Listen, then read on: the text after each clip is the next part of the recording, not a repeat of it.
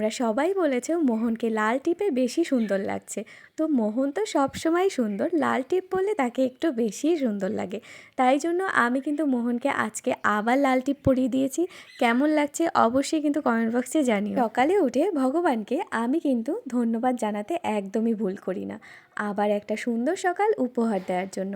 এটা যে আমাদের জীবনে কত বড় প্রাপ্তি সেটা আমরা অনেকেই জানি না, কারণ রাতে ঘুমাই আমরা নিশ্চিন্তে, কিন্তু তখন আমরা ঠিকভাবে জানি না যে পরের দিন সকালে আমরা আদৌ চোখ খুলতে পারবো কি না। আমাদের জীবন এত ছোট এবং এত অনিশ্চিত জানার পরেও কিছু মানুষ লেগে থাকে কিছু মানুষকে ঠকানোর জন্য। কি করে সৎ মানুষকে হাত করা যায় এবং হাত করে কাজ হাসিল করা যায়, কি করে কষ্ট দেওয়া যায়, এটা তাদের একমাত্র চিন্তাভাবনা।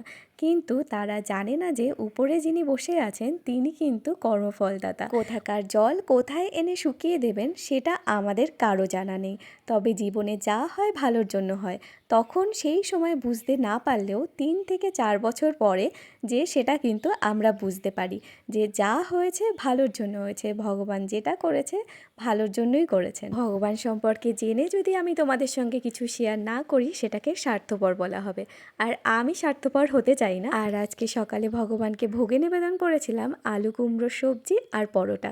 সবাই ভোগ দর্শন করো, ভোগ দর্শনে দুর্ভোগ কাটে। সবাই খুব ভালো থেকো। আজকের ভিডিওটা এই অবধি। রাধে রাধে।